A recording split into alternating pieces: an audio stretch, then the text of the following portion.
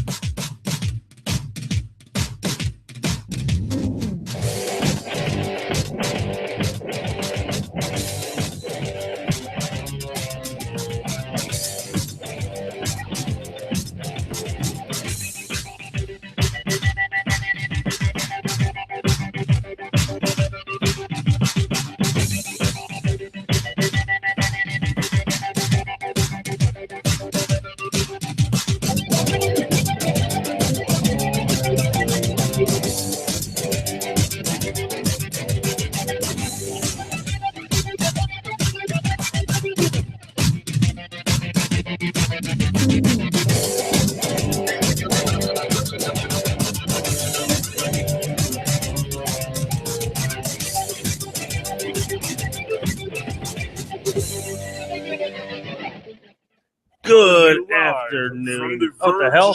No, go away. No more introduction. Good afternoon. Happy Saturday, everybody. Welcome to Verge of Sanity Radio. I am Lynn Creighton, as always, joined by 1/3 of my broadcast team, Miss Sarah Vigiana, who now goes by Cinderbella. Yes, beautiful Sin. Beautiful Sin up there. That's it. Okay. Yeah. Okay. It's a.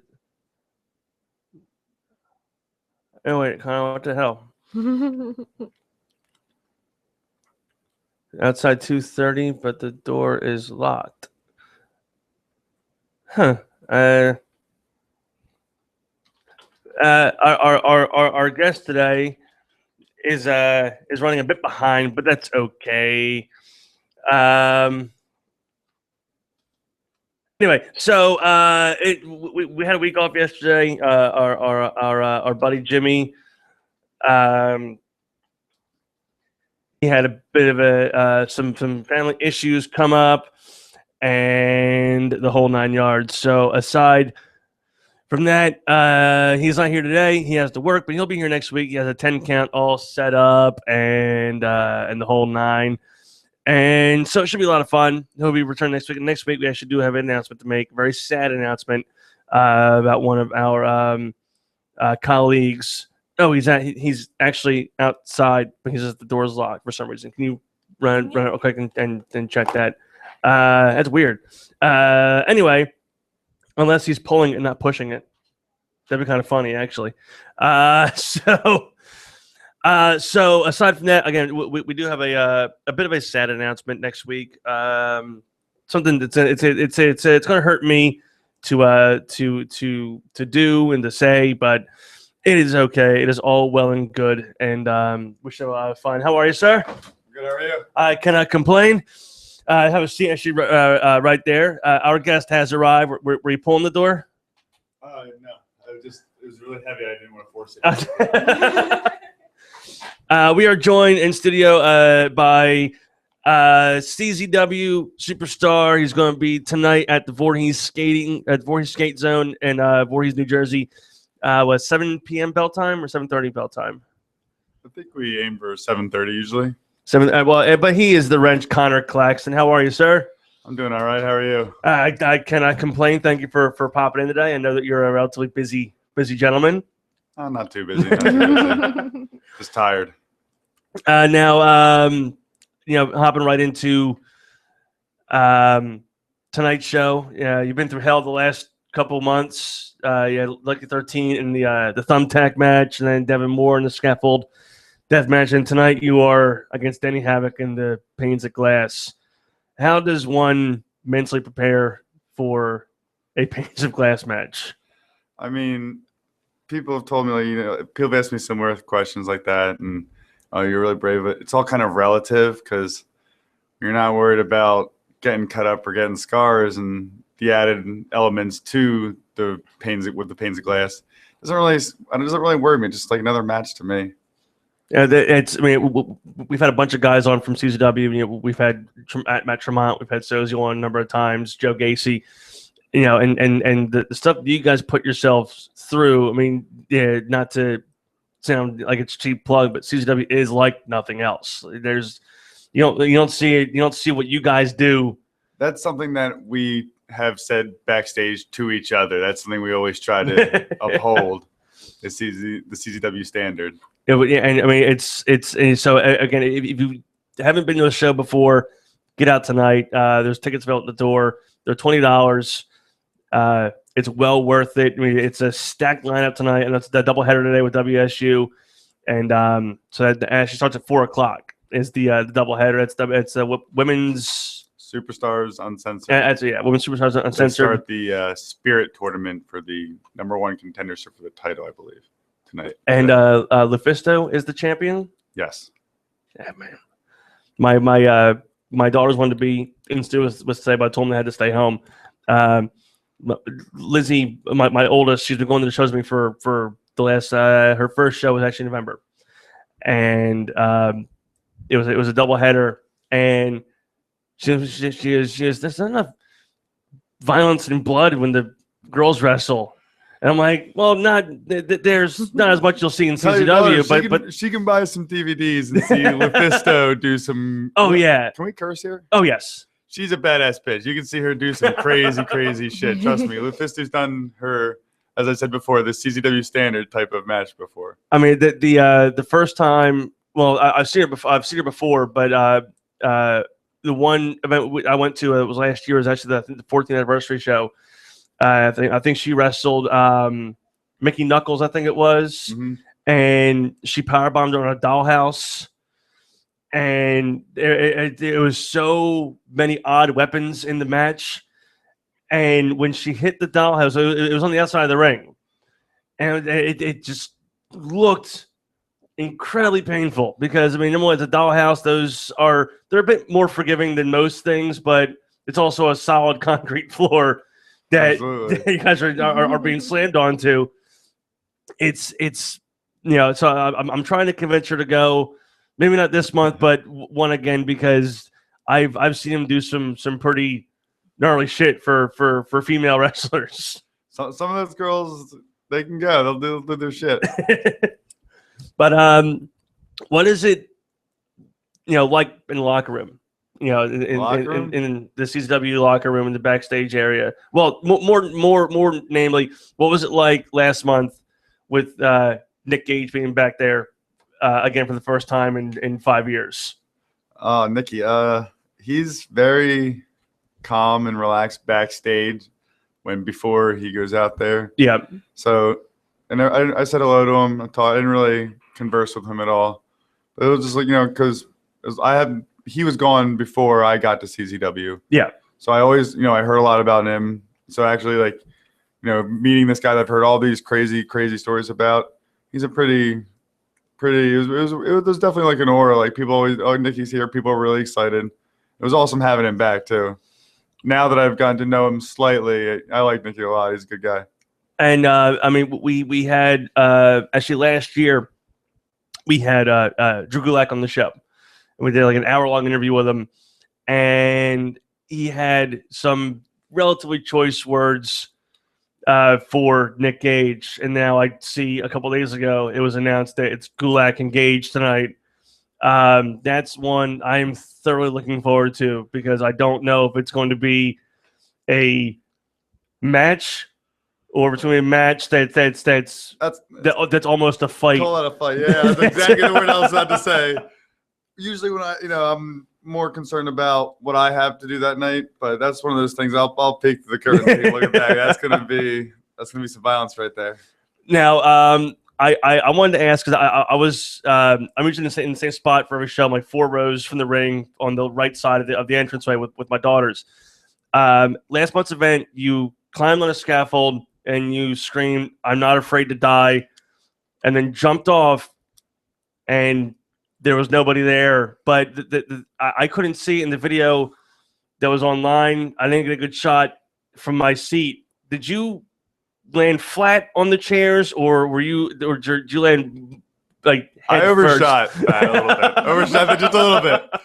I was climbing up the scaffold, and I don't know if you saw and heard in the video, but everyone's like chanting, "I'm not afraid to die," or please don't die. Yeah. Don't die. I'm getting fucking fired up. I'm like, yeah, I'm not afraid to die. Woo. And I turned. I didn't even stop and look. I just turned and fucking went. And not even, it's before my feet even left the mat. I'm like, whoop, I'm overshooting this shit. But I'm still walking, so that's good. Oh yeah, I mean, it was one of those hits I saw, and I'm like, I saw the video on Instagram later that night, and I looked at it for the first time, like, God damn, like, I am one lucky bastard. But then the last thing though, I'll be fine doing that, and then I'll tear my shoulder hitting the ropes or something. Oh yeah, yeah. That's, I mean, the danger, in the ring with there's people that constantly use the same tired phrase that it's fake or that it's whatnot, and I'm 30 years old. I will still defend it to the death that it's predetermined. It's nowhere near fake, because I mean I've never physically wrestled, but I've been inside of a ring. I've been thrown onto the mat from the top rope. It's not a very forgiving, structure to fall from it, because the buckles are what? They're like 5 feet. It depends. It changes. Wherever you go, it'll be different, actually. But I mean, but it is what it is. But I'll tell you, it is painful. It hurts, and not everyone can do it. Oh yeah, that much. Yeah, I had a buddy of mine a couple of years ago went to the old academy over in Philly, mm-hmm. and he came by my house when he was done, and he said, "Today was chop day." And I go, "What the fuck is chop day?" And he pulls his shirt up, and it was just red and bloody handprints, and I'm like, "Oh, that's chop day." And he's like, "And Deej was there, and if you didn't sell the chop, he chopped you harder to make you sell the chop." And I'm like, "Dude, more power to you. I'd bitch out within like the first 3." I taunted DJ on my chop day. He ended up chopping me like about 13, 14 times right in a row. That's now when I have other students now, when people come in for their chop day, like if I'm usually I do flavor style chops, but when kids on chop day, that you got to make it special. Yeah. So I come in, you do the overhand, but you link the fingers just over the collarbone, and you break all that skin there, and that's where you get them to bleed. That is, well, see, now I know. That's good information to have. Yeah. I remember that. Oh, and if they flinch or they bail or they block it, oh, God help them, they're done. We have tied a kid to the corner before because he wouldn't stop flinching. See, that'd be me. That has to happen. That will be me, and I'll be the guy tied to the corner. And then when it's done, I'm going home now. And I leave.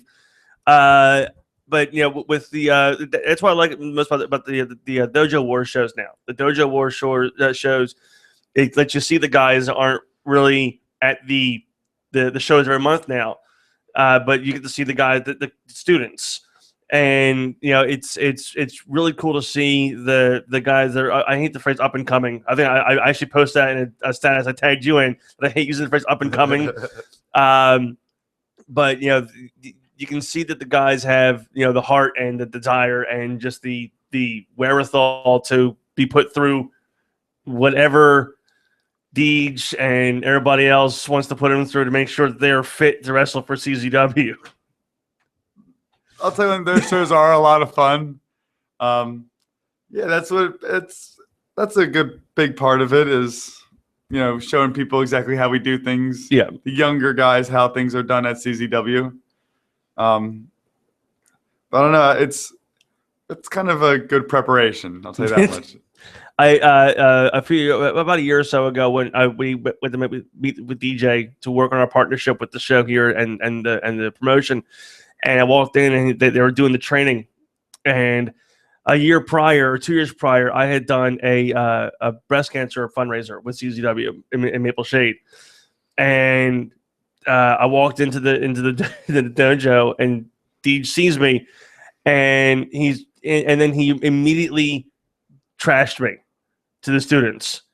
It was just immediately, and he was like, "See that guy out there? I met that guy a couple years ago, and he's much fatter than he was before." And I'm just like, "Oh, there's no holding back for DJ." So I was like, "There's no holding back. If you're fat, skinny, tall, short, black, white, Asian, whatever your physical appearance is, DJ will let you know what you are physically. That is not something where he'll hold back on at all." It was, and it caught me off guard. Where usually I'm good at dishing out a comeback or a quick, trash talking. But there's a ring in front of me, and a gentleman who could probably whoop my ass on any given day. So I was kind of like, "Yeah, I'm fat. Yeah, we'll go with that. Cool." And we sat with DJ, and it was supposed to be a half-hour meeting. No, we left. We started talking at 8:30. We didn't leave until almost 11:15. I'll tell you this. Like, say we're at training, we're doing something, and DJ starts talking. You'll know all the students who have been there for a while. As soon as DJ starts talking, they'll just casually take a seat. They know it's going to be a minute.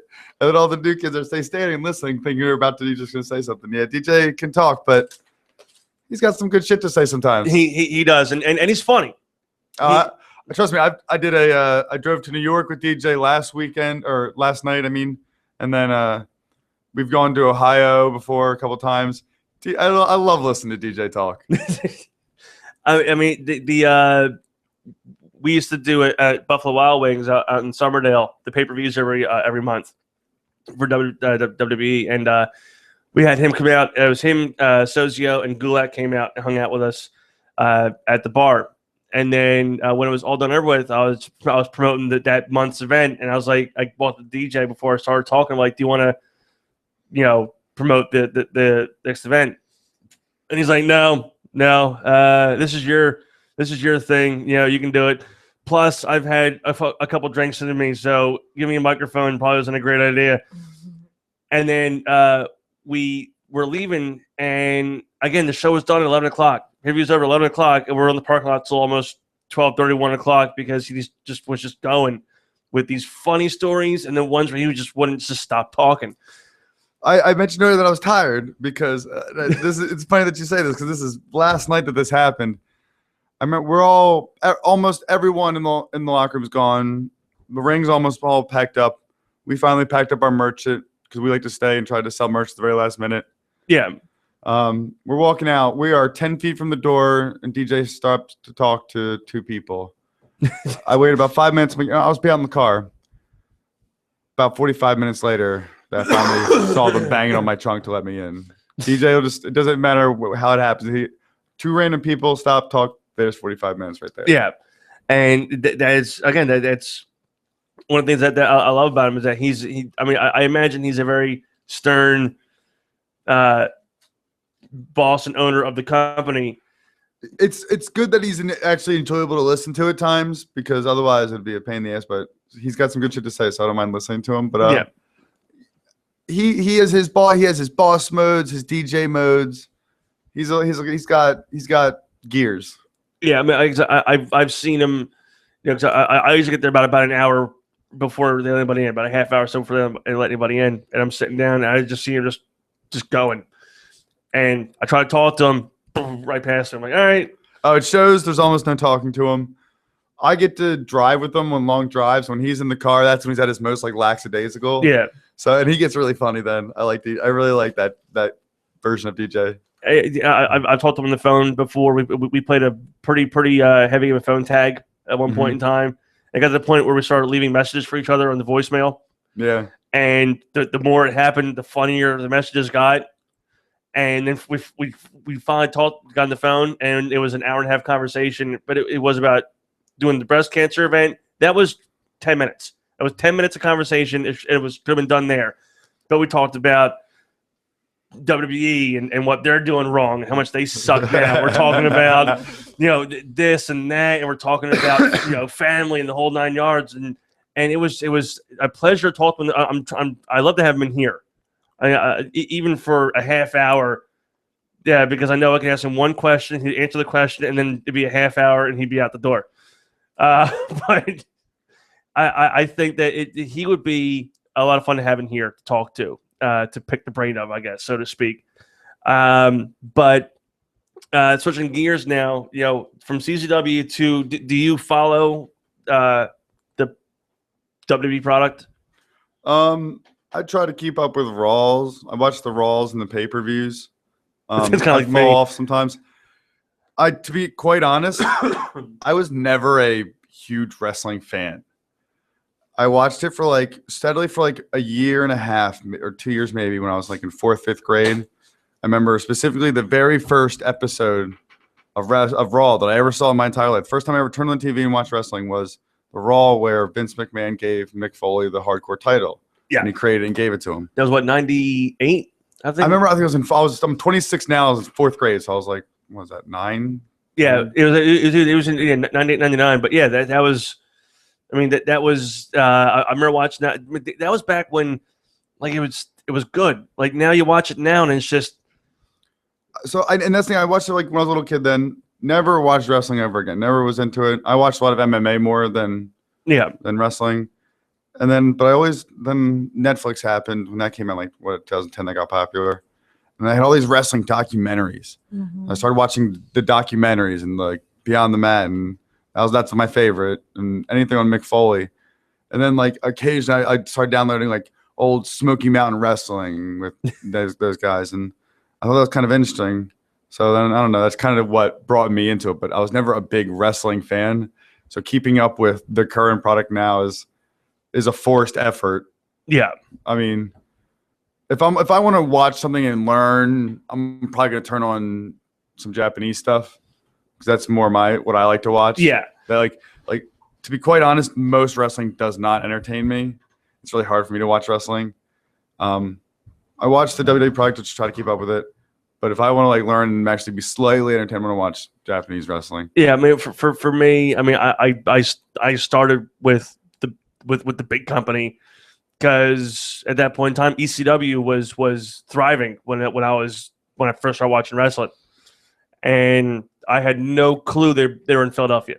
I was completely unaware that they were literally over a bridge, 10 minutes from my house. Mm-hmm.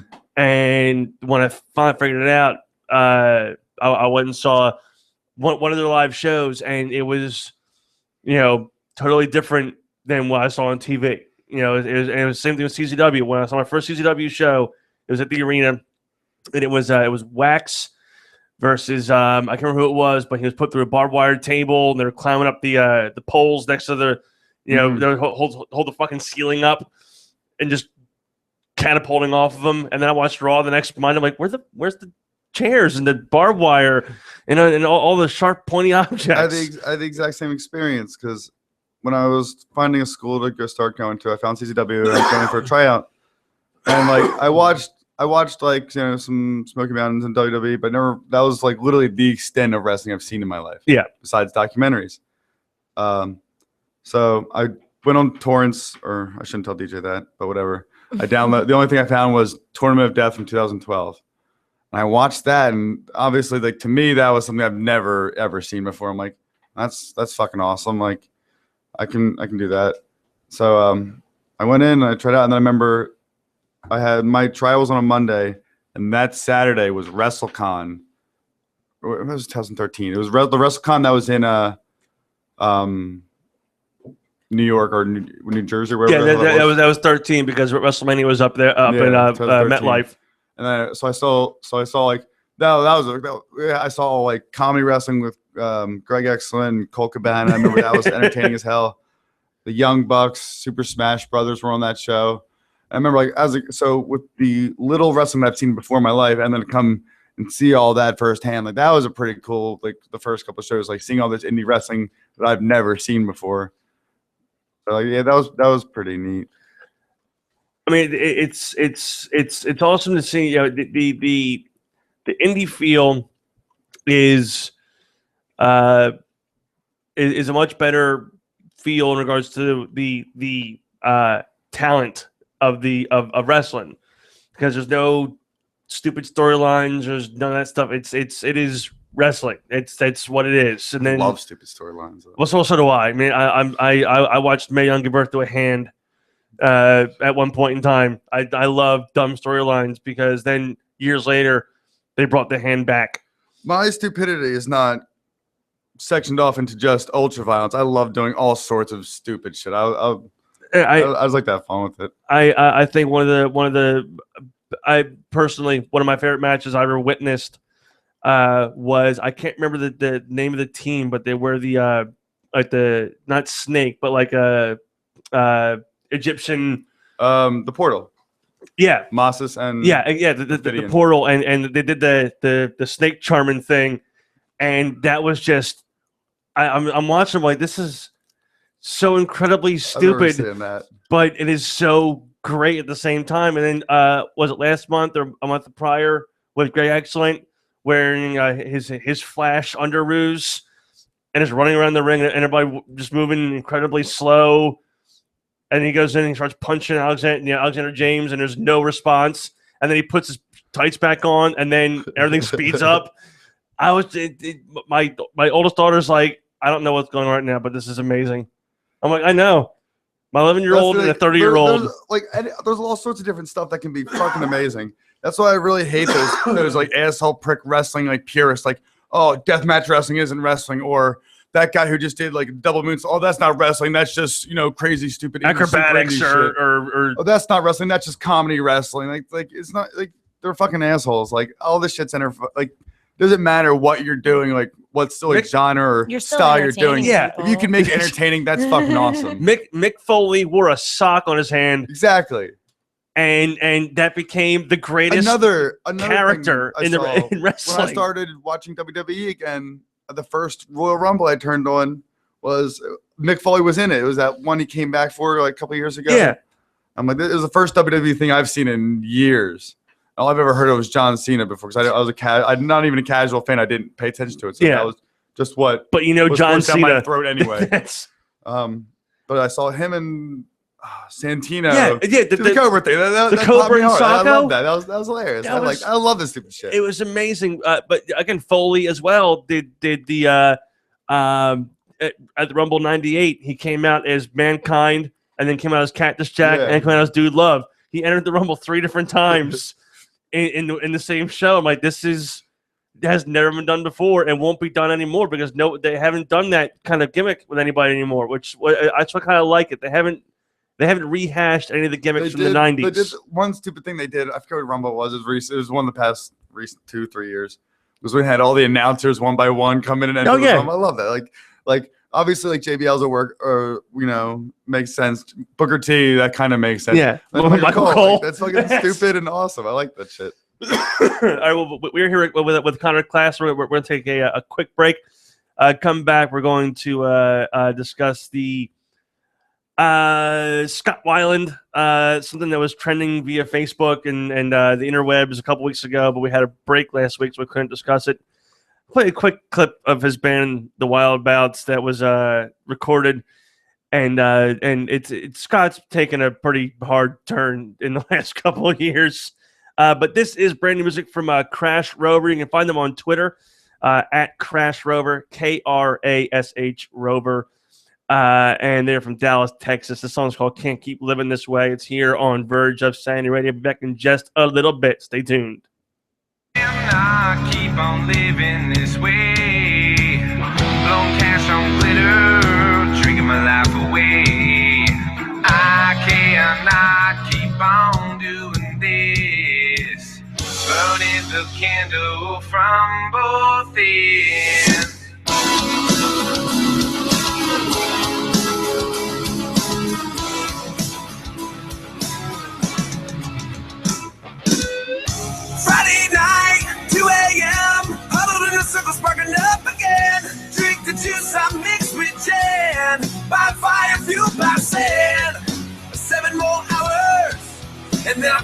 going.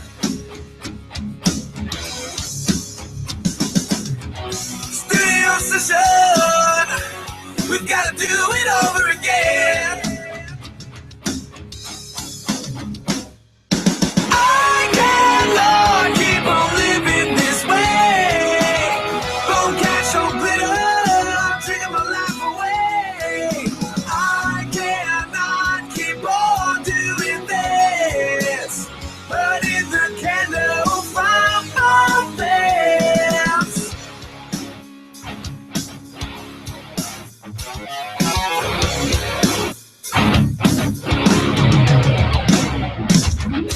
That house noise wakes me up. Roll to bed and start throwing up. No more drink left in my cup. Brace myself for the day above. I'm late for work and I'm still half drunk.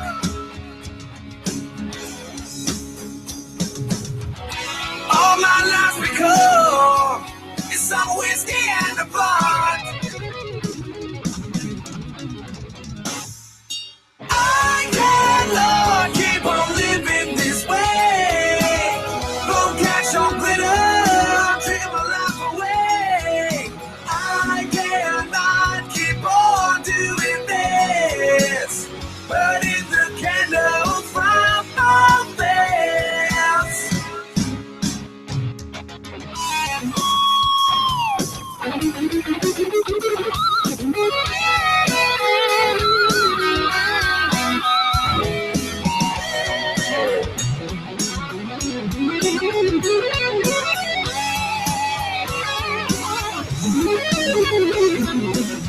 I cannot keep on living this way. Long cash on glitter, drinking my life away.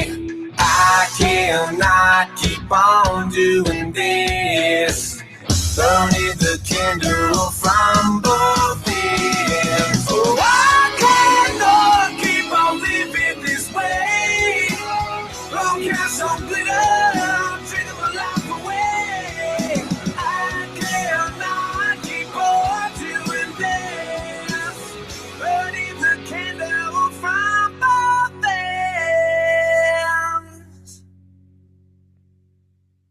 Ah, man. So again, that was I gotta pull it back. I lost it. There we go. It's Crash Rover. The hell is that? Stupid Go away. ads. Yeah, goddamn ads, man. Again, it's Crash Rover. You can find them on Twitter at Crash Rover, KRASH Rover. You can also find Connor on Twitter at Connor Claxton, 1N, which I actually made a mistake one point in time. I was like on Facebook. I'm like, You and everybody else. I was trying to tag him. What the fuck? I know he's my friend. I know we're dead. You know. So I was like, hell, I go to search bar, start typing in. Oh, 1N. All right, that made more sense. And again, we are here with Connor discussing CCW and everything else that we possibly can. But I did want to play this clip real quick. This is Scott Weiland and the Wildabouts. This was a big thing the last week and a half or so. And so this is again, him playing with Ben the Wildabouts. What the fuck? Man, the video's all messed up. Doesn't matter. All right, this is the new song. We just worked it out today. I mean, he's already saying It's all slurred. it's worked it out today. I mean, he's just standing there with a blank stare at his face. Yeah, and he looks like shit for one. I mean, the band's like rocking out, man. They're enjoying it. But I mean, this. Let's play. And then now Scott's gonna dance. There's one clip of them playing Unglued, and he couldn't take his jacket off.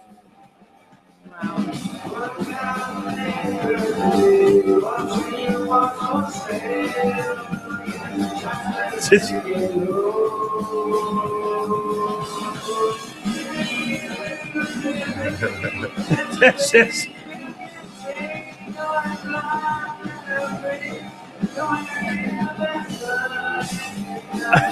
Sounds like this homeless guy passed the Broad Street. And then he'll hit the high note here as well. Well, he'll attempt to hit a high note, and it's not great. He's also completely off time with the band.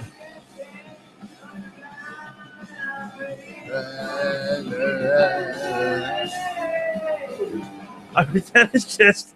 He sounds like he's doing a horrible karaoke cover of this. He does. I mean, and I've heard horrible karaoke covers of this, and they're still better than that. Yes. I could sing it better than at that point in time. I mean, that's just. There's no words for it. I mean, if as I said, the one clip, he takes his jacket off, and he goes to put it back on again, and he's just kind of like, oh god. And then his stagehand comes out and puts his one arm in, and then he's trying to put his other arm, and he can't. The stagehand actually has to grab his arm and put it in this jacket sleeve for him. It's like, dude, awesome. People paid for that show. Yeah. You know, people paid, I think it's like $30 a ticket to hear him slur songs for an hour. That's I demand a fucking refund at that point in time. I mean, it's like going to a wrestling match and the wrestlers being drunk. Yeah, how dare they? But no, it's like going to any wrestling event, and then when you get there, they're river dancing in the ring. It's just it's not what I paid for. But I mean, it's just there have been numerous bands recently that have come out and just sent out absolute crap. I think you were saying earlier, was it Buck Cherry? Was it? Yeah. It was at the barbecue. He was at the Rockstar Uproar, the Uproar Festival. And then, I mean, there was I went and saw Godsmack. They played. Godsmack was there too. I think it was Mayhem Fest. They played the one year, it was the barbecue, the MM Barbecue. Okay. Cheap plug, which is next Saturday. Buy tickets at livenation.com. Anyway, so they but Sully came out and he was 3 sheets to the wind, and he said, "It was like, yeah, I had 8 shots of Jack back there and about 5 beers. Let's fucking rock." And each song was like 10 minutes longer than it should have been. Yeah. And I stayed for maybe 3 songs and the drum solo, and I was like, yeah, I'm done. I didn't pay for the show, but still, you're going to come out and you're going to perform for people. At least be in the state of mind to at least make it a somewhat decent performance, not like this.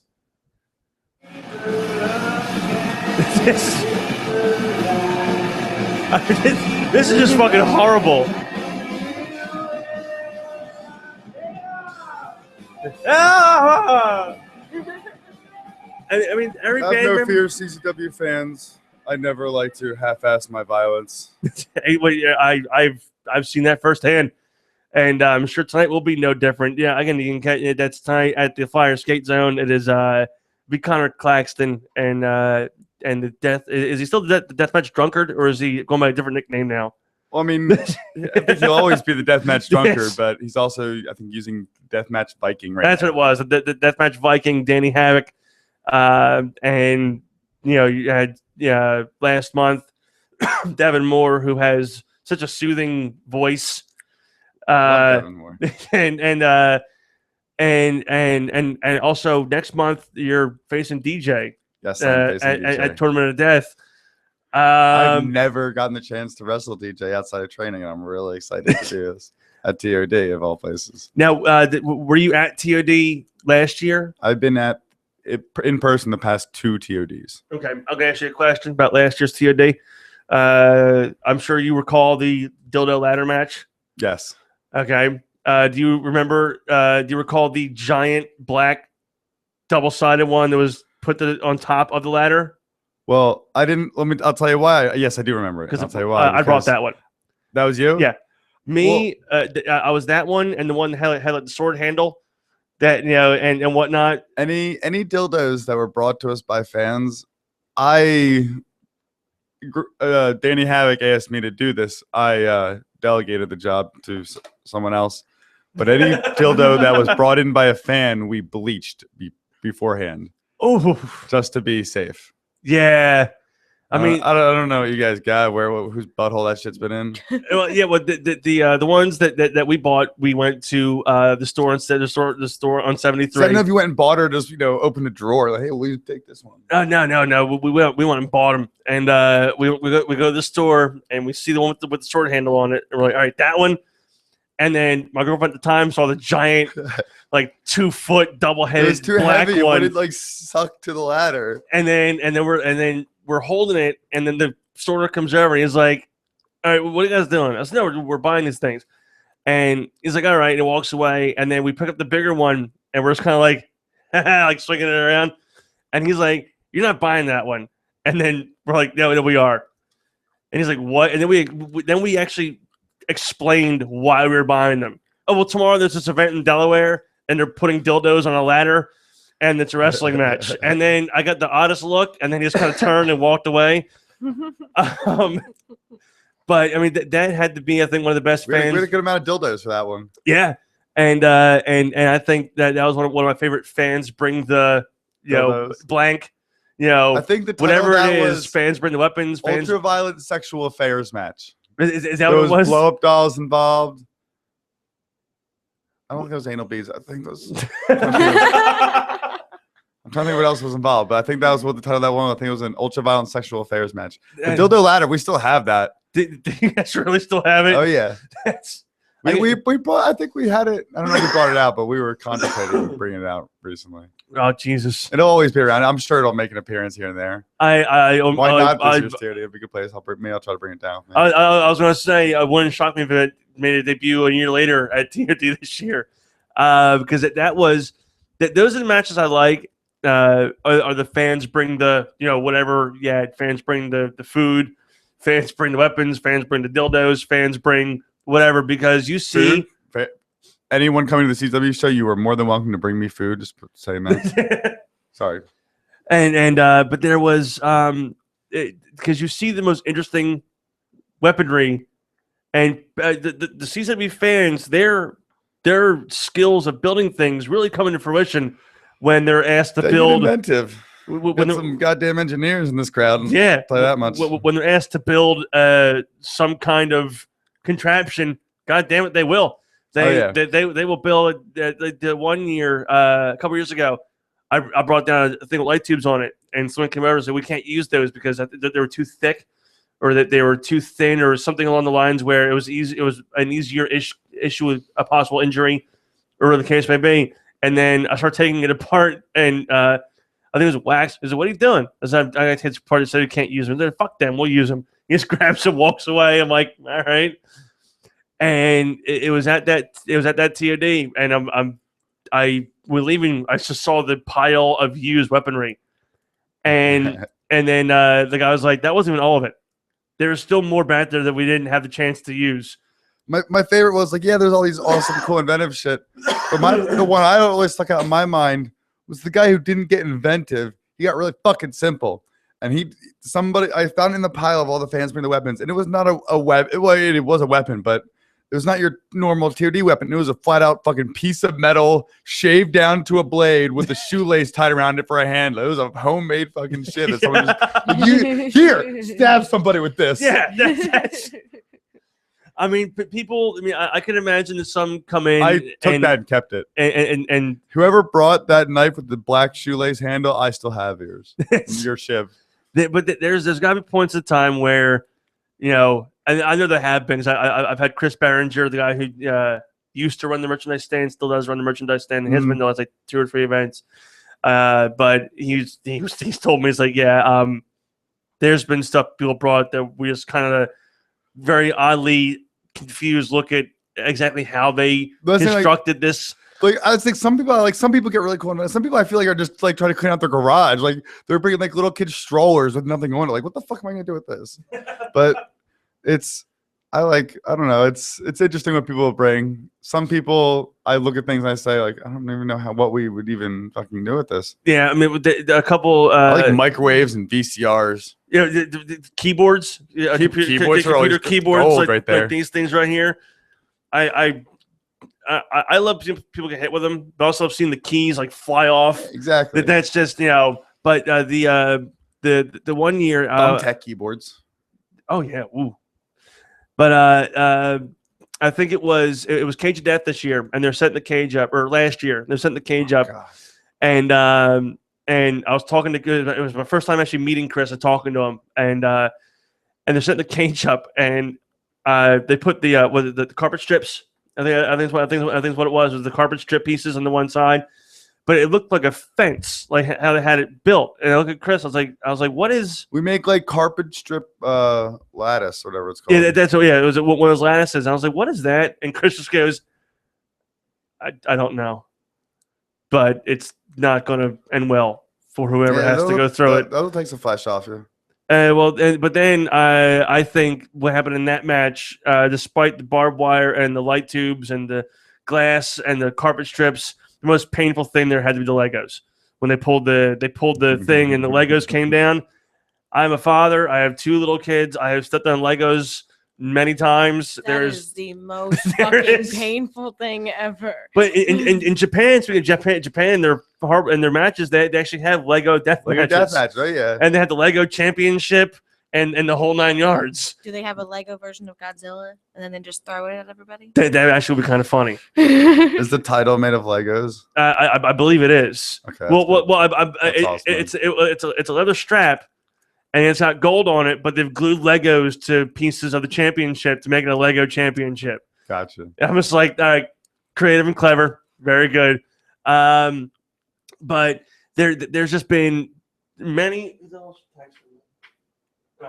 Yes, Ben, you're too late. I texted my buddy Ben. I was like, they're sitting in the studio today. Want to come in? He's texting me now. Am I too late? Yep. You're a bit too late. But. I mean, with any sort of fans bring I think the one I went to was Chris Rivera versus Greg Excellent, and fans bring the food match, and Greg ended up powerbombing Christy on a watermelon. Yeah, and there's I mean, I'm a fat kid. I love food. I hate seeing food wasted like that. Like when I don't know if you ever watched Greg, but he does not waste that food. No, he doesn't. He lands, boom. Oh God. No, yeah. It was a cake. They had a big ass cake in there. Fucking eat a cake. And he got slammed on it, and his body's laying on it. Well, Greg Excellent. Greg's I think one of the best competitors on the NBC. He's funny, but he's got some serious talent. Yeah, that doesn't stay down. But I love the entrance that he does. Because there's always a box of Fruit Loops somewhere.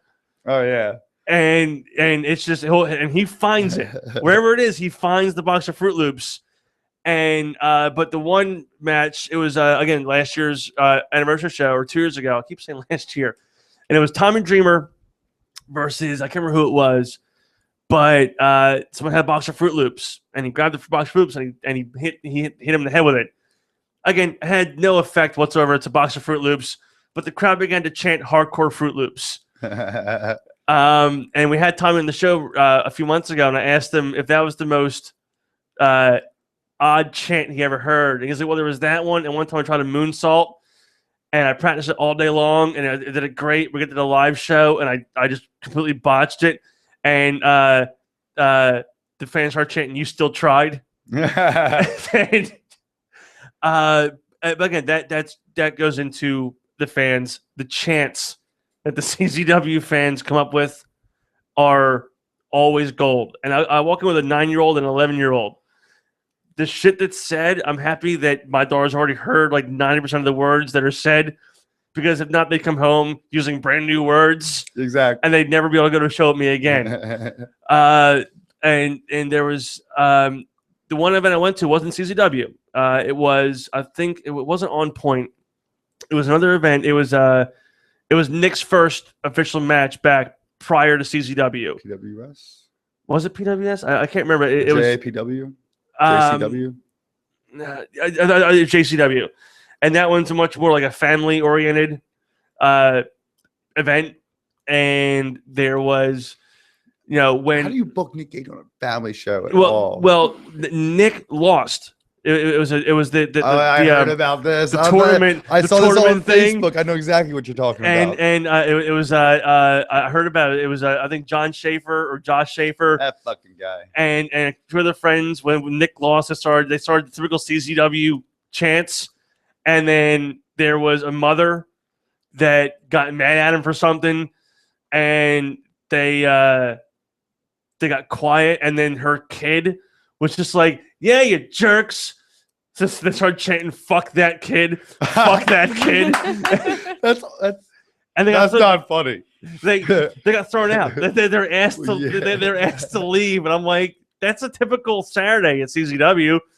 I mean, there's "Fuck Your Planet" this last month.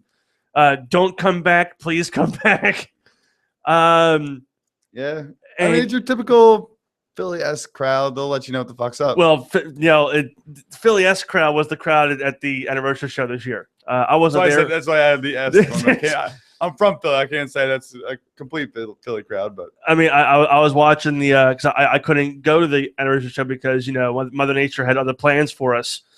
But it was, I'm watching it and I'm just the fans. I'm not sure if it was because of how the roads were bad or that half the crowd couldn't show up for whatever reason because it looked empty, but the weather was really shitty that day. Yeah, it was. We didn't who did show up. We did not expect that at all. We were like, there's no one here. There's no one here.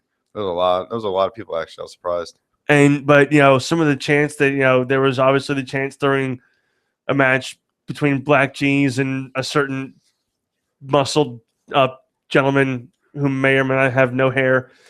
That apparently caused some issues. And, no issues that concern me. I know nothing about it. Now, speaking of, we had that gentleman on the show before. We actually talked to him after the power bomb and chair shot heard around the world between the match between him and Kimberly up at Beyond Wrestling. And I mean, I tried to defend it as much as I could. Online, saying that these guys know what they're doing. I know Kimberly, I know Dickinson.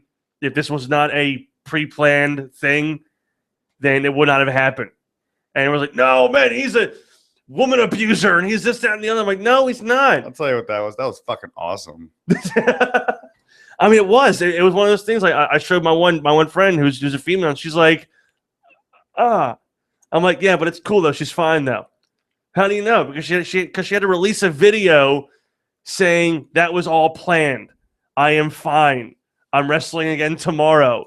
Like when you get to the point where you have to release a statement that what you did in a wrestling ring was not real, it's a whole other thing. And it's just if anyone's ever seen me working in the girls at Dojo Wars, I treat the girls just like the boys. Yeah, because it's I know that most of them want to be treated that way. And CZW was known for the intergender matches. Hell, the Juicy Pod was the WSU Tag Team Champions, which was also awesome. That was.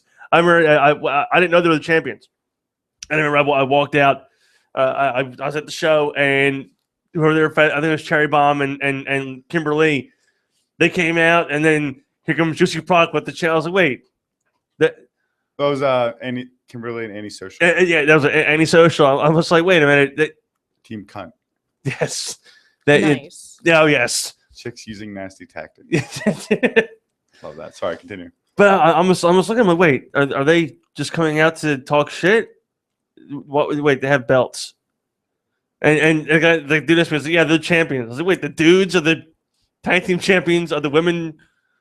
I was like, this is amazing. The previously mentioned man was in a WSU Royal Rumble. He was, yes. Before.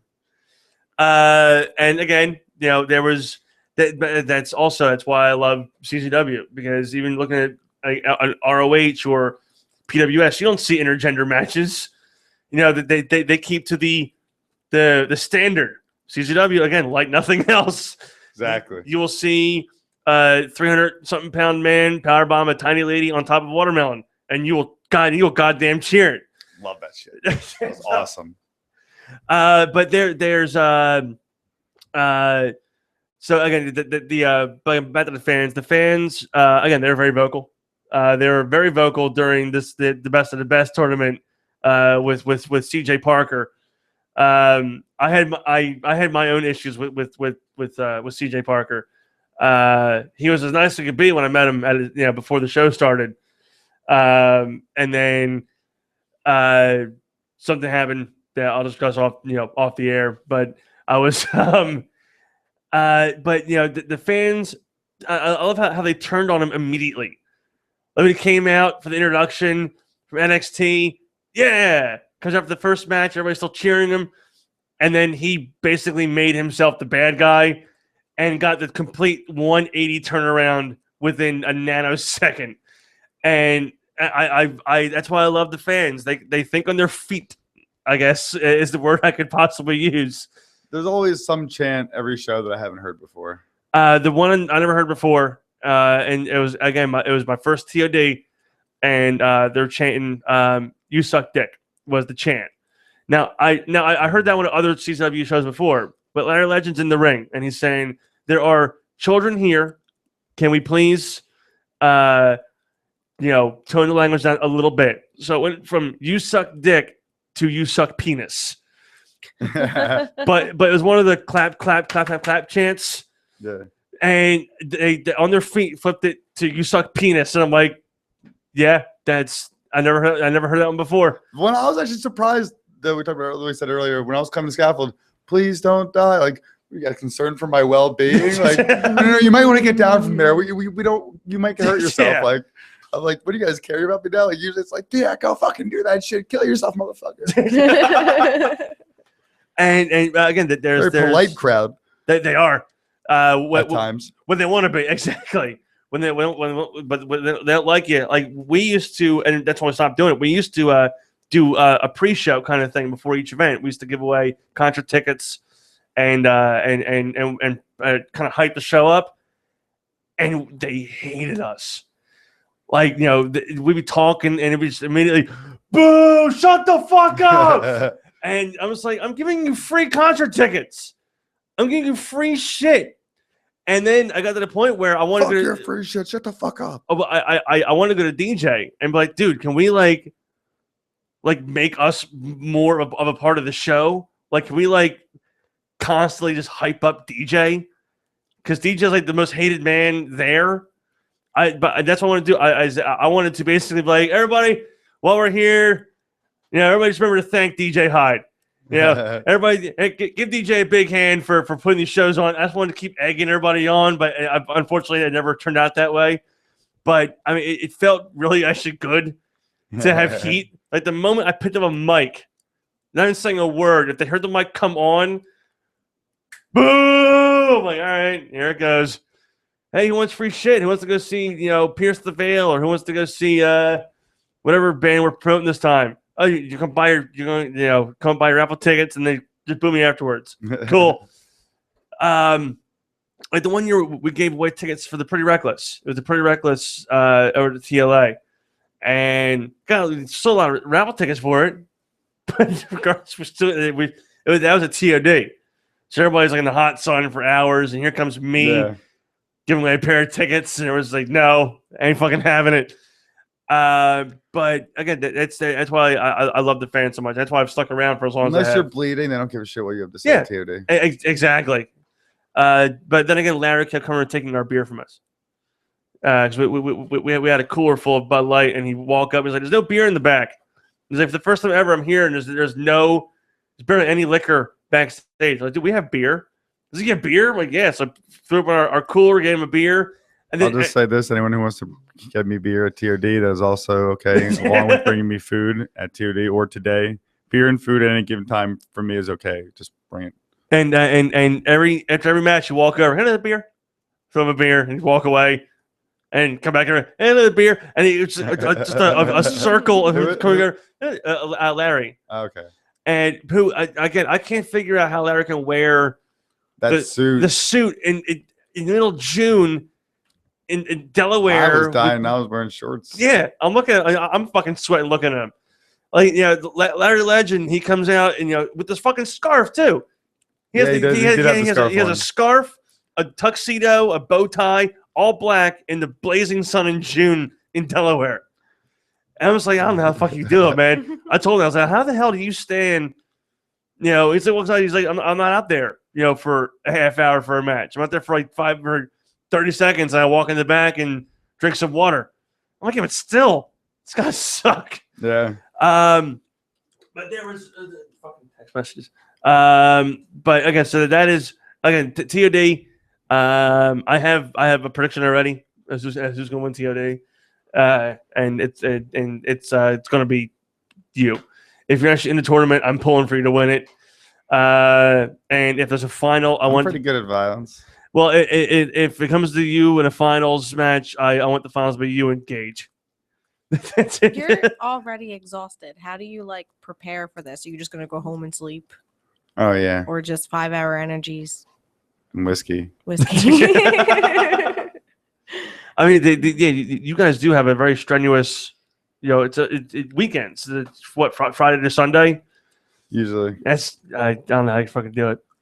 I mean, It's a fucking blast. It's not. I mean, well, I can imagine. Again, I'm not anybody who travels the road, but I can imagine it being places that you've been and seeing. You know, there's different states and towns and cities and whatnot. I'm not very traveled, so I don't mind driving, going places. I mean, where's the farthest you've gone? Been to Detroit. I go to Ohio a lot. It's about probably the farthest. I've been to Rhode Island a couple times. Once for Beyond. Forgot where I went up there before else.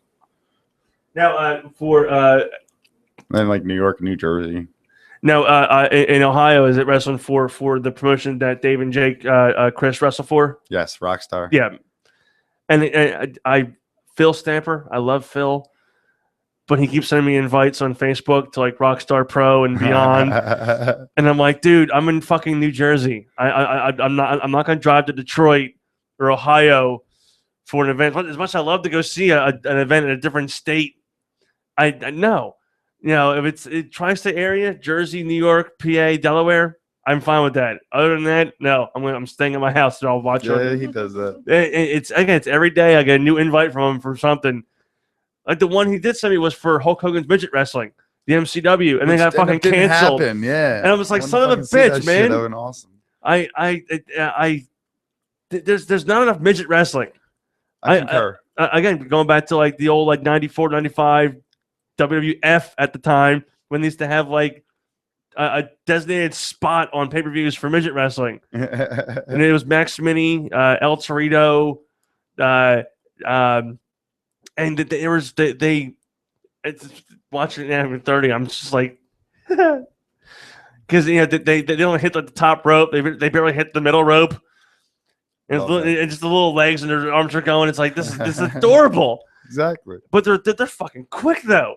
Oh yeah. Like when they do like a Hurricane Rana or some sort of flipping move, they're there. It's like, all right, man. But that's that's why I want midget wrestling. I should do it. I'm sure it exists somewhere. We should do Powerbomb Radio, or damn it, Verge of Sanity Radio presents midget wrestling. I'll I wrestle could a be bunch the of midgets. Yeah. The only time I ever did wrestling was for East Coast Cats. It was just a female thing. We went into like a ballet studio and there was blue mats, and whether you won or you lost, you got $350. My neck hurt for 3 fucking days. I can deal the hurt neck for that kind of money. Yeah. So I would wrestle the midgets though, like 20 of them. Connor Claxton versus 20 midgets. Yeah, dude. Ultraviolet panes of glass. We'll get like really tiny panes of glass. Tiny panes of glass. Oh my, that'd be amazing. Just a little square ones from like the little side windows, little square pieces of glass. Bring the little like kindergarten class chairs, and I'll set it up on the little tiny chairs. It'll be adorable. That's adorable. That'll be great.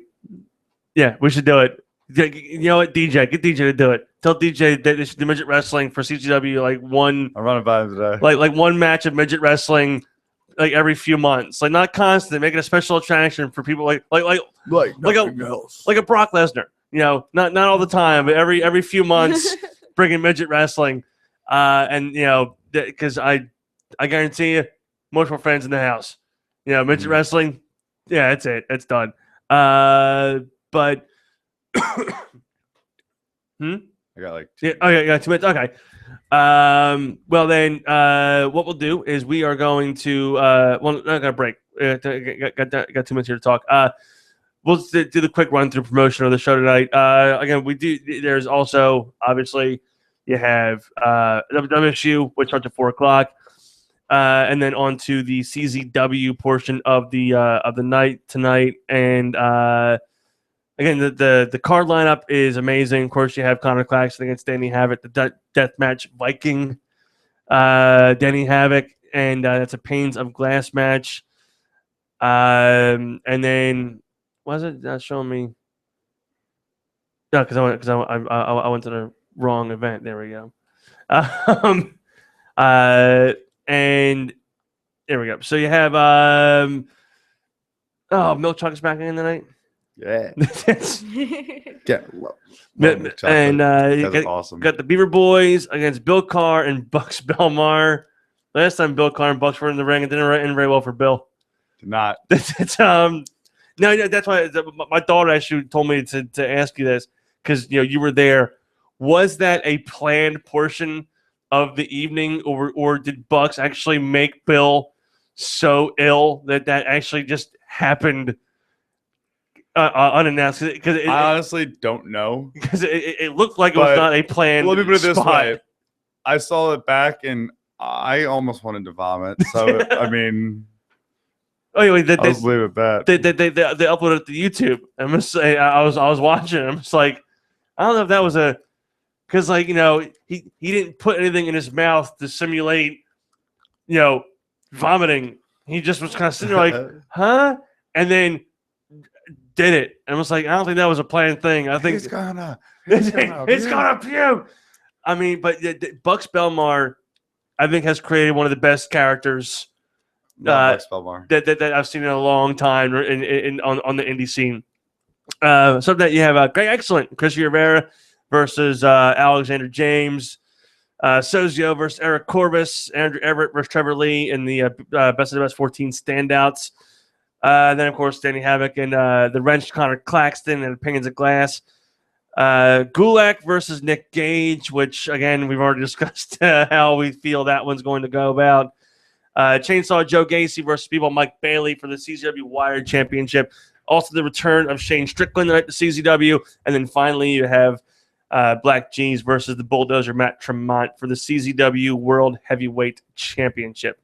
That is going to be a hell of a match. And then again, you can follow Connor on Twitter at Connor Claxton 1N. You can find him on Facebook as well. And with Connor Claxton. You can see him tonight facing off against the Deathmatch Viking Danny Havoc in a Panes of Glass match. Check out the show. You can buy tickets online at czwrestling.com or at the door at the Flyers Skate Zone. We're going to go on to another one of our breaks here with another one of our bands that sent us some music to listen to. This is Heart Impaled, and the song is... So I find the song because they had one that was all instrumentals. I didn't want to play that one. Son of a bitch. Can't find it now. Here it is. Swan Song. And so we're going to play this one. Come back in just a little bit. We're going to do Twisted Tales. We're going to do some music news, this day, music history, and the whole 9 yards, just a little bit. This is Heart Impaled. This is Swan Song here on Verge of Sanity Radio. Back in just a little bit, guys. Hang tight.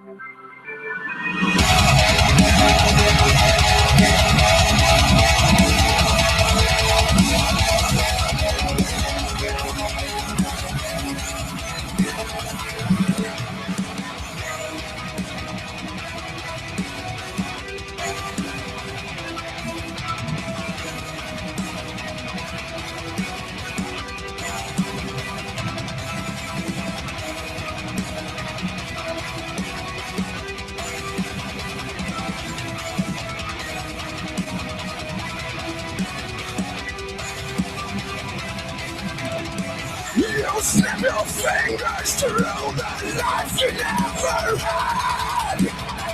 When your bureaucratic wall is so hard to not go mad.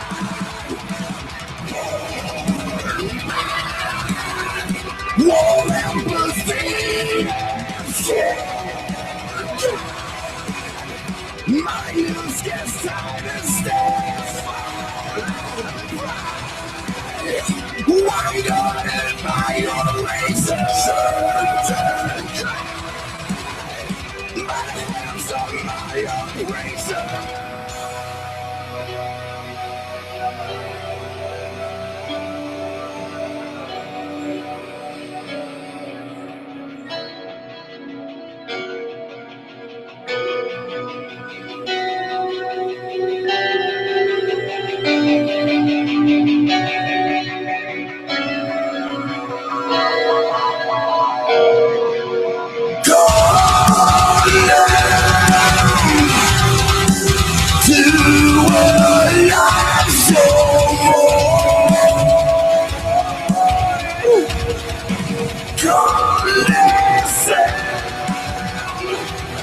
My inner self-destroy.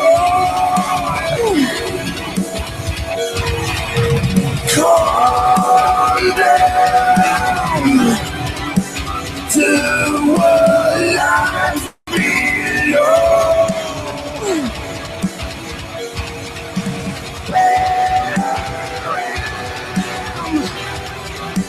My whole being destroyed.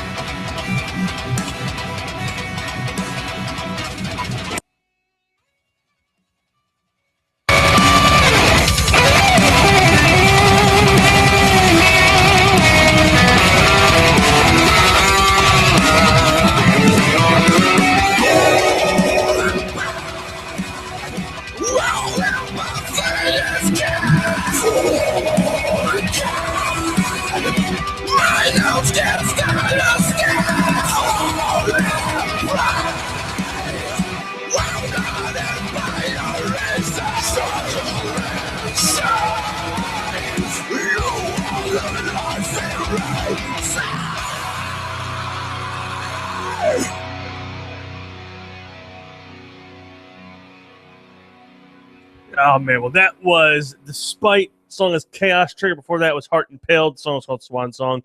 You can find Despite on Twitter at Despite Official, and you can find Heart Impaled on Twitter at Heart Impaled 1. Yeah, so that was cool. With Connor in the studio just now a little bit ago. He was a pleasure and a pinch to speak with. As most of the guests here are fun to talk to. Yes, indeed. We've had one or two in our history of doing the show that were not all that fun to speak with. But so far, we've had some amazing people on the show, and it's only going to get better as the next couple of weeks and months progress. We have a lot more awesome things that are happening. In just a little bit, probably about the 12:35, 12:40 hour, we're going to play the interview we had with Maurice LaMarche on the show as well. So, I said we're going to come out with some music news and things of that nature. That's what we're going to do right now. As I have some kind of sounder I can use for this whole thing. Because I just found out there's all kinds of sound effects and shit in the studio that I can use. I just found it out yesterday. And well, this is amazing. Which is what I'm going to do now because it's a lot of fun to play with these things. So basically, we have all of our stuff to do now in regards to music news. We have Twisted Tales. We have all kinds of stuff we still have to get to that we have not gotten to yet.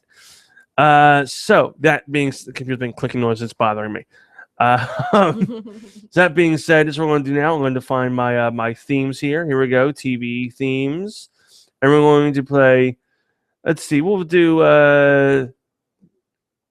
We'll do this one just for the hell of it. We'll do this one for our music news or for our This Day in Music. Why the hell not?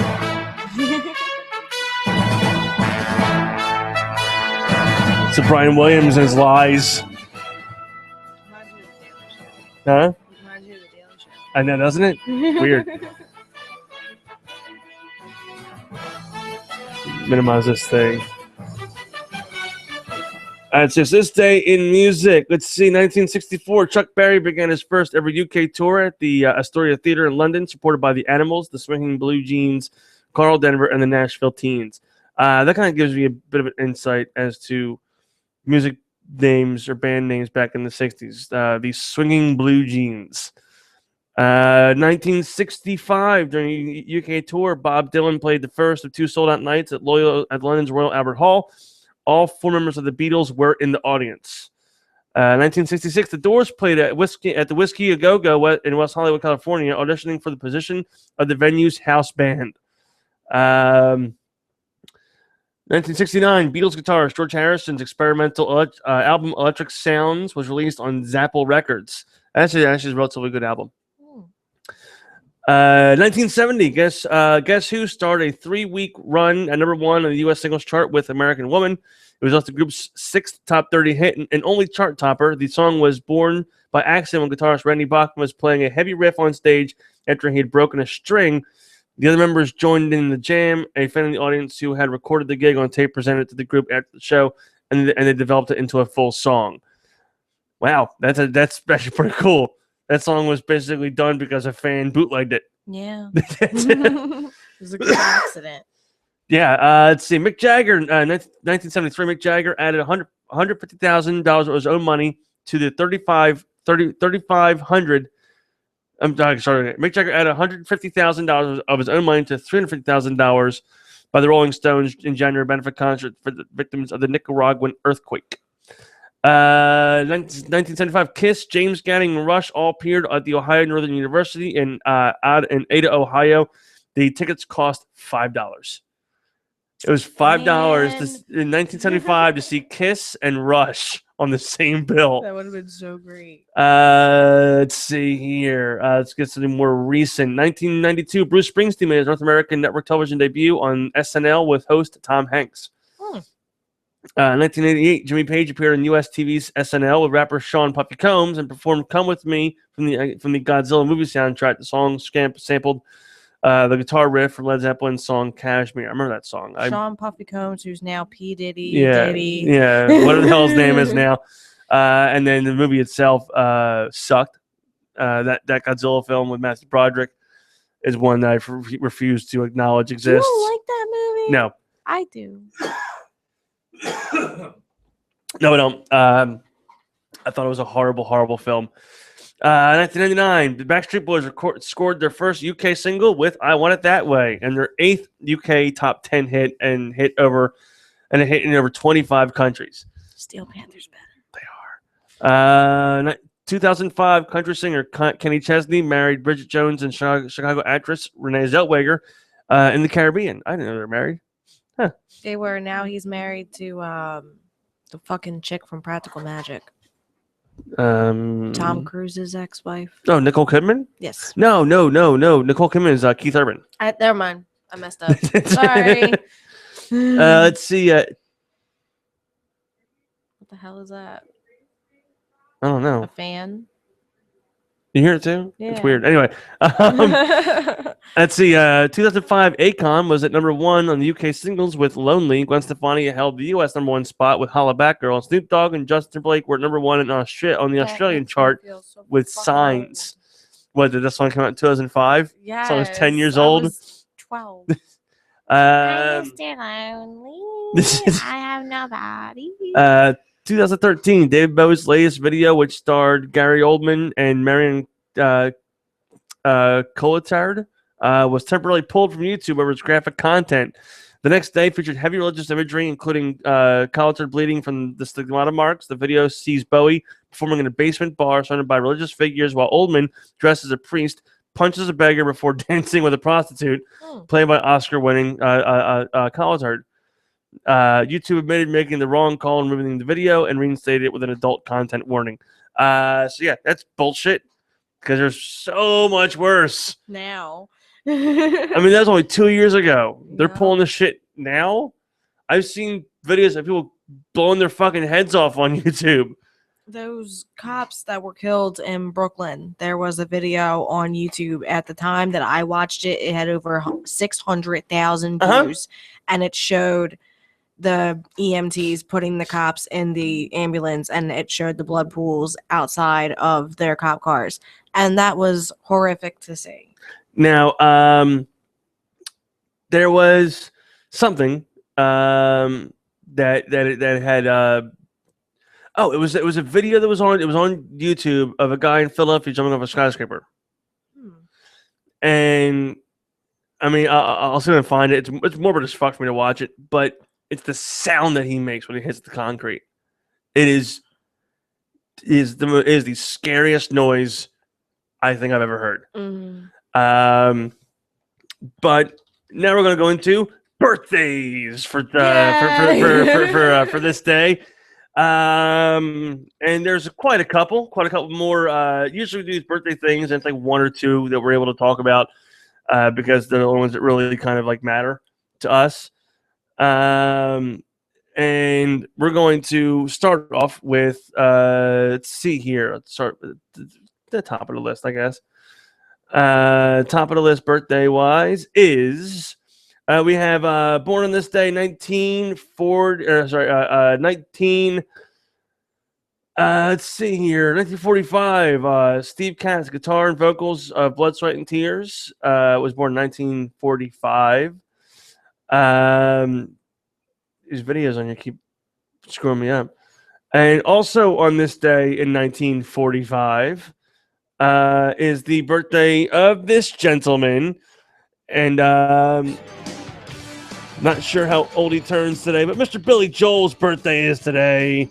Singer-songwriter with 1980 U.S. #1 single, It's Still Rock and Roll to Me. 1983 UK #1 single, Uptown Girl, plus over 20 in other U.S. and UK top 40 singles. 1953, born this day, John Edwards, bass of the Status Quo. 1969, Peter Wilkinson.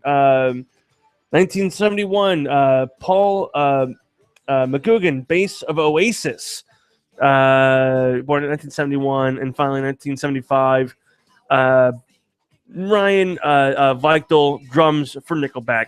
So those are your most notable mentioned birthdays. But this song is great. I love Mr. Billy Joel.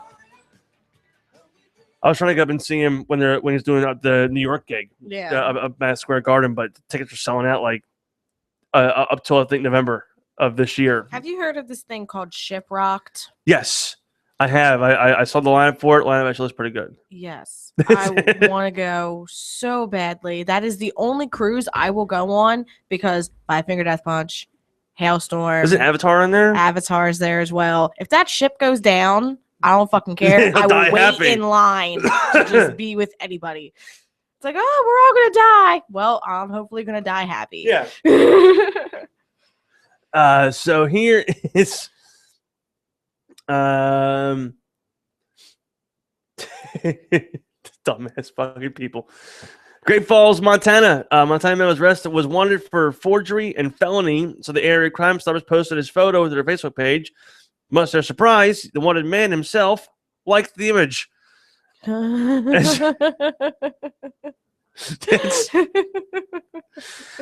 That's a special level of dumb. That is a very, very special level of total dumb. That's like showing your freshly rolled blunt on Facebook. Yeah. Don't do it. Yeah, I've seen people do that. I'm like, dude, don't. Because someone's going to report that, and you're going to be screwed. Yep. Well, recently, there was I heard about the other day on the radio. They were this guy robbed a bank, and he was wanted. Well, he posted a picture of himself robbing the bank. Like he took selfies of robbing the bank. So he took a picture of the note because he claimed he didn't rob the bank because he asked for the money nicely. On the note, he was like, can you please put, such amount of dollars in this bag? Or I'm gonna blow your head off. It didn't say that. It just said, do this. The police take 4 minutes to arrive here from the station, so please do not press the police button until a minute after I leave. And he had said, if she told me no, I would have walked out the door. Oh, then you are not a fucking bank robber. Because no one takes no for an answer when they're out of a fucking bank. Yeah. This is funny. I hate that. I'm a dog person, and this is one of the best dog stories I've ever heard in my life. Of course, it's taking place in the Carolinas. According to Michael and Ruth Smith, Caroline the dog was sat in the back of the car as the couple drove to the local supermarket, but something spooked Caroline. She dived in the front wheel of the driver's seat, putting the pedal to the floor, and sending the Dodge Ram pickup truck across the car park, through a fence, and into a pool. So this dog freaked out and just basically hit the gas, and the fucking car went into a pool. That's that's a way to give your dog a bath. That is. This is interesting, to say the least.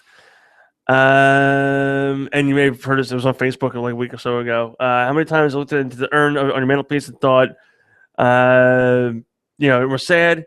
If you're like most bereaved people, the answer is thousands of times. Sure, the memorials like urns and wreaths are traditional, but they don't capture any of the personal spark of the person you once lost or you've lost. Right. They can't contain their scent, their essence, or their sexuality, and you can't have sex with them. But that's all about to change. Dutch, of course, he's fucking Dutch. Designer Mark Sturkenboom's 21 grams project is an all-in-one kit intended to help widows remember intimate moments with their lost husbands, although it could certainly be used by LGBT individuals as well. A gold-plated brass key you wear around your neck opens a beautiful white box containing mementos of your loved ones. Inside the box, a scent diffuser can spray some of your loved one's favorite fragrances. A small tray at the bottom can contain a handkerchief or the personal item you can also for cleaning up.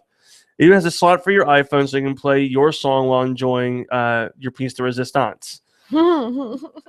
Which that's pretty cool. That is cool. That is very, very cool how they did that. And then, of course, there's the dildo. The hand-blown glass dildo contains a small gold-plated urn, which can hold. Hand-blown? Yeah. Wow. I know. That's kind of that's a pun in itself. Which can hold up to 21 grams of your beloved's ashes. Sturkenboom chose 21-gram capacity, deliberately inspired by early 20th century experiments, which suggested that bodies lose 21 grams at the moment of death. The idea was that 21 grams were the weight of a soul. Those experiments have largely been discredited, but what has been discredited? The fact that this dildo is hot. Sturkenboom got the idea by striking up a friendship with a widow. Sometimes help an elderly lady with her groceries, and she has an urn standing near the window. With the remains of her husband, she always speaks with so much love about him, but the jar he was in didn't reflect that at all. So basically, this guy has made it so you can put your husband's ashes inside this gold urn and a dildo and go to town on yourself with his ashes. Wow. Leave it to the Dutch.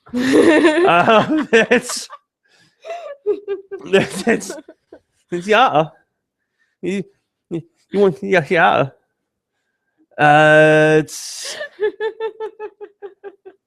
And that's just what we're going to do is we're going to put your husband's ashes in this urn, and you can diddle yourself with his ashes. Yeah.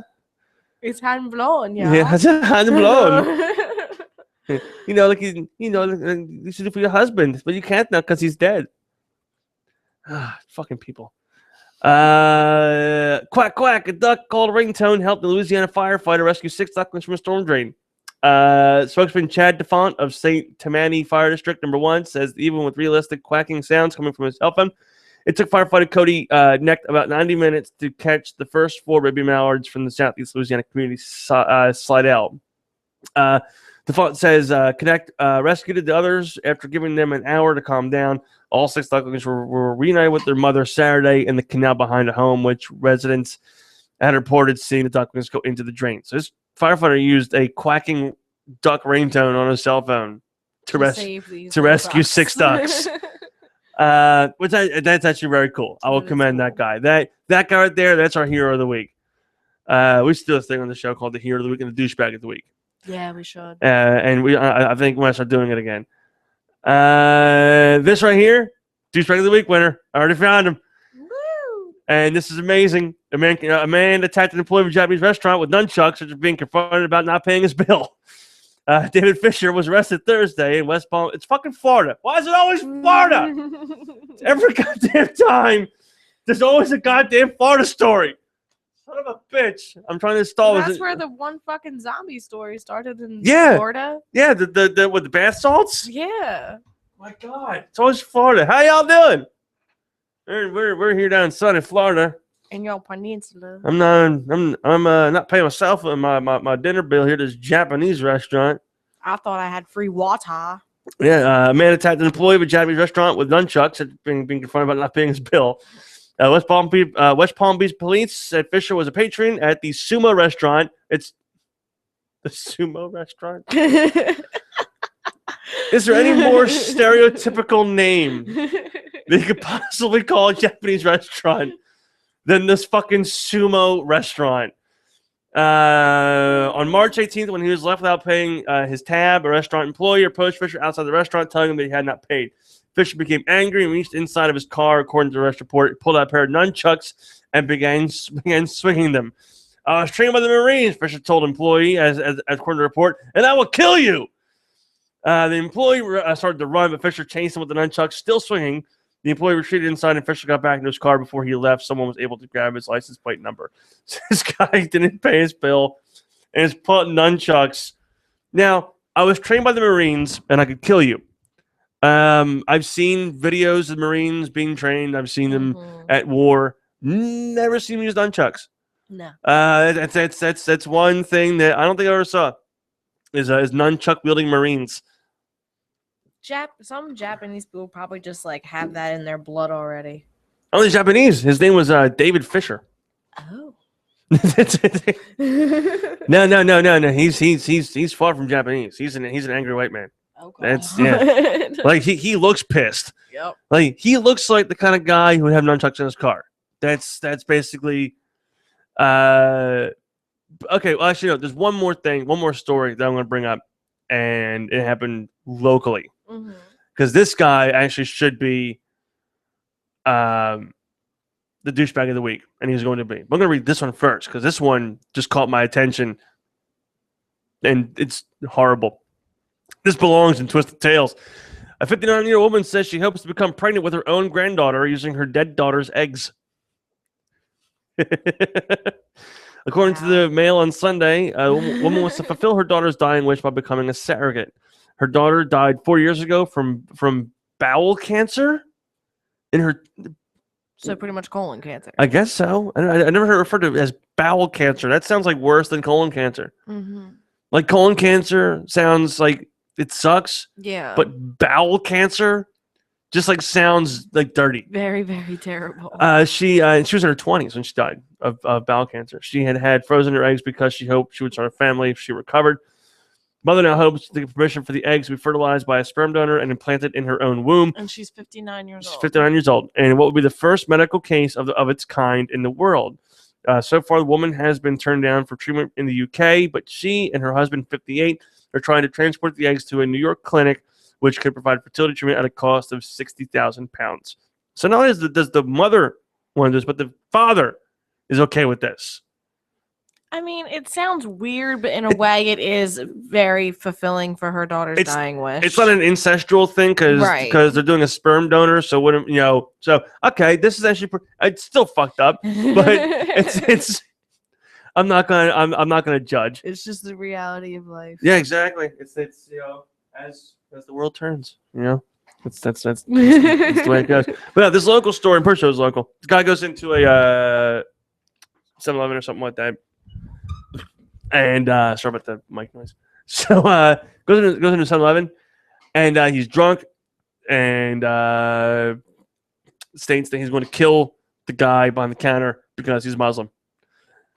And then when he was asked to leave, he came around the back of the counter and proceeded to beat the crap out of this guy simply because he was Muslim. I'm not going to go into much of a tirade because I actually have a tirade planned for today's show. But here is my thoughts on this. Not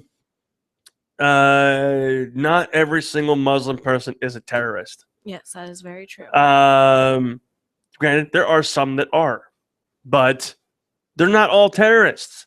They're not all evil. I have many friends of mine that are Muslim. I have friends that are many different races and religions. They're not all terrorists. We have to stop with this mentality that they're all these nutbag, bomb making people. Because there's this white dude who made a bomb years ago in Oklahoma. So it's not just the Muslims that do it; we do it too. Everybody does. Well, there was a guy that was found recently, Caucasian gentlemen that had like pipe bombs galore. They're going to blow up a building or some shit like that. Yeah, I remember that. I'm just like, fuck, man. They were going to blow up a mall, I believe. That's what it was. Oh, speaking of malls, I think I have a drum roll sound effect here I can use for this.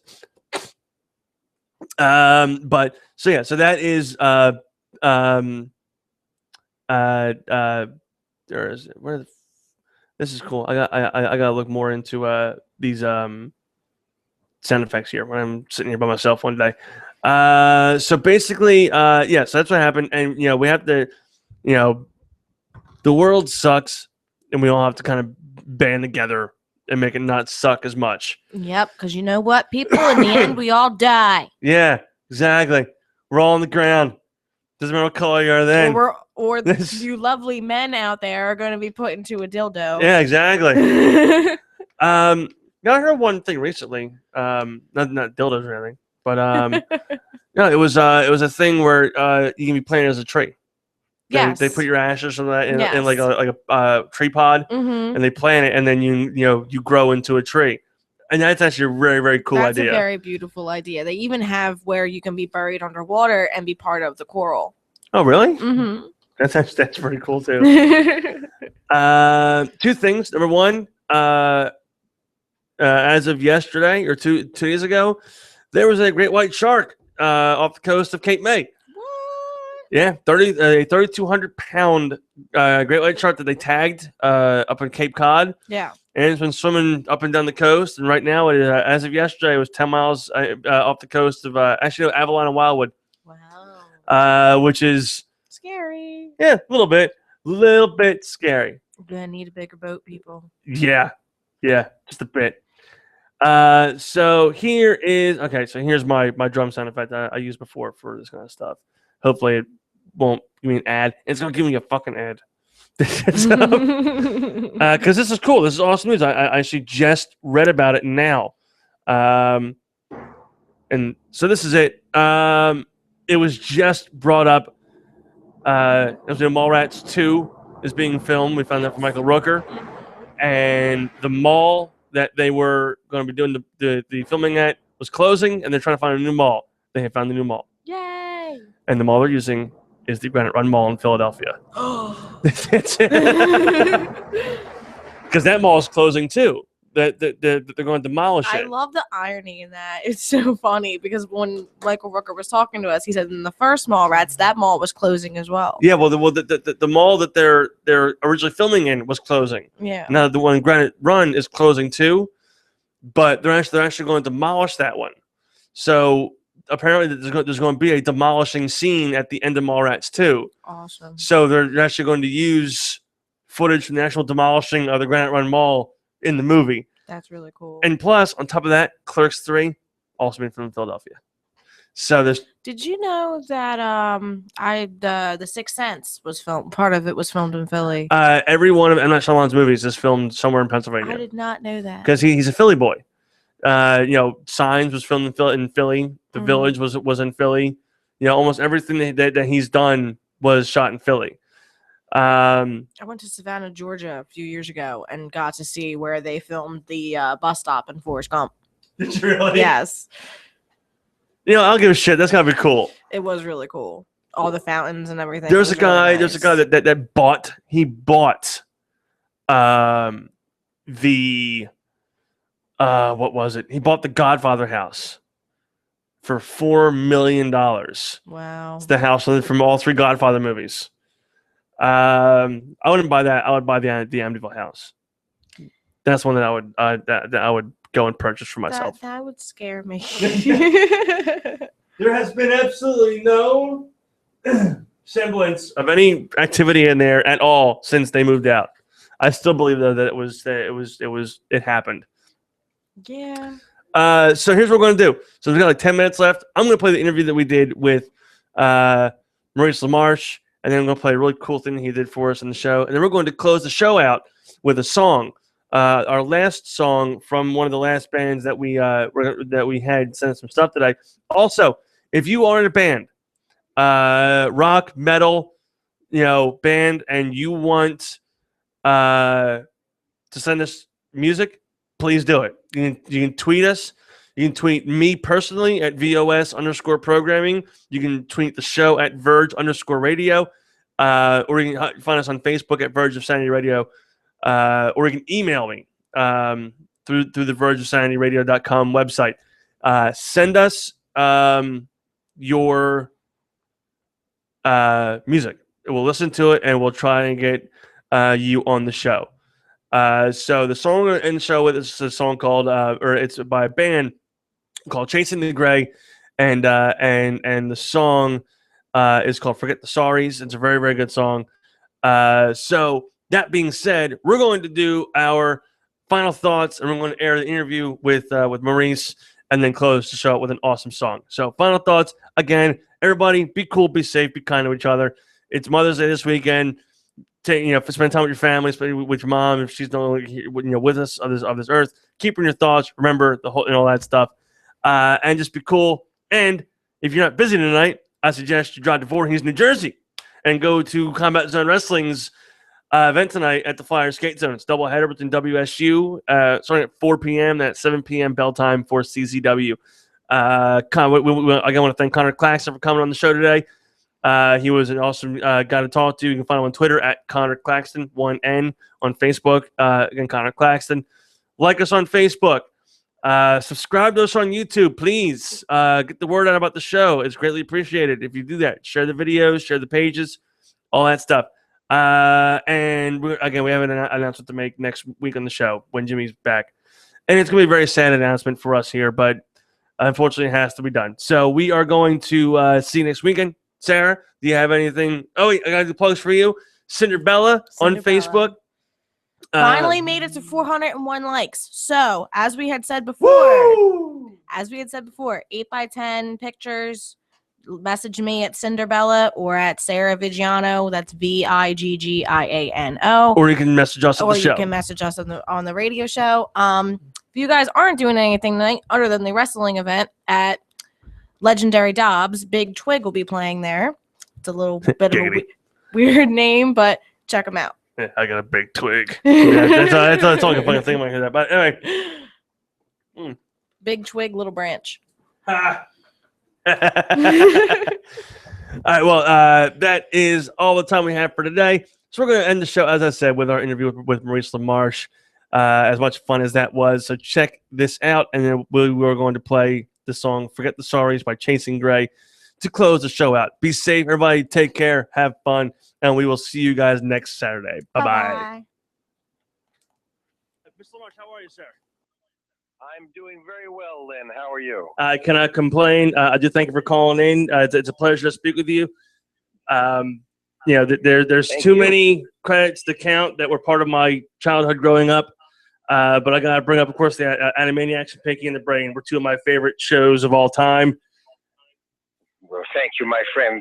When I take over the world, Lynn, you shall be spared. Yes. Oh, that made me feel so good just then. But I have two little ones of my own. They're 9 and 11, and you were also the king in Frozen. So you have also yes. Now part of my When I speak to little kids today, though, I always reverse the king's words. If they know that I'm the king, if I'm doing an autograph show and I'm signing pictures of the king, I go, "Don't conceal it, feel it. Let your gifts show." So I try to change it so that it gives them a positive message. That movie alone gave a very positive message, but much a different message than most Disney films have in the past. True enough. But I want to undo the damage the king did whenever I speak to kids, because in a very strange way, I won't say he's the villain of the piece, but he's certainly the first mover in terms of the negatives that happen. And the message he gives his daughter with all the love in the world is don't use your gifts, which is the wrong message to send. Yeah. So, but he does that because he's trying to protect everybody, from this strange power. But it's just, it harkens back to what happens in real life. Is as parents, when we try our best, yet with all the love in our hearts, we make some very big mistakes sometimes. That's correct. And but of course, we have talked as well about your appearance here on the East Coast, up here in Jersey at the Atlantic City Comic Con, which is going from the 14th to the 17th of this month. Stacked lineup, in regards to the guest wise. I know that some of the gentlemen that were a part of the many script readings that you guys do are going to be there as well. Jess Harnell, Absolutely. Jim Cummings. Do we know if there's going to be one at this convention? I would say there's probably a very good chance of it, because a lot of the gang is there, and Jeff Zanini, who is both our agent and sort of road manager, coordinates the live script readings. And whenever we're doing a Jeff Zanini gig, he's the moderator of the live script readings. We've never gone out with Jeff where there hasn't been one. So I think we're going to have a great time. Jeff is that rock and roll guy sitting right in the middle and stop and change characters. He's a great guy and a terrific agent. So we're really looking forward to it. And I would bet money that we're going to do. And Atlantic City's a betting town. I would bet good money where you'll hear some. And he never tells us, by the way. There's no rehearsal. It's totally. He doesn't tell us what voices to do until we're up on that stage. So I don't know if we're going to read The Empire Strikes Back, or if we're going to read The Karate Kid. Who knows? Rocky. We don't know. We have no idea. Well, I mean, now, would it be something that would be announced via the website or via Twitter, or is it something that if it's happening, you have to be at the convention? It's a total surprise. It's a total surprise. You have to come to the panel.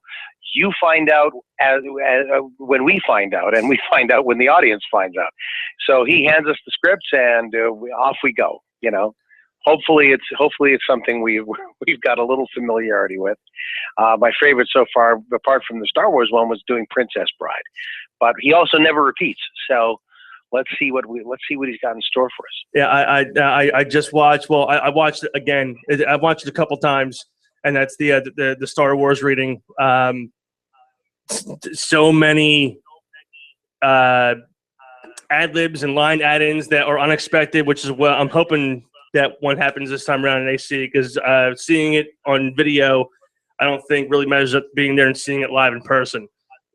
Yeah, there's nothing quite like it. We're gonna have fun, that's for sure. Well, I mean, aside from that, I do see that you're working on yet. Well, I see that it's actually a short. It's a Gumshoe and Stiletto. Any idea on when that's going to be coming out? If it's going to be a short prior to a movie or something on TV?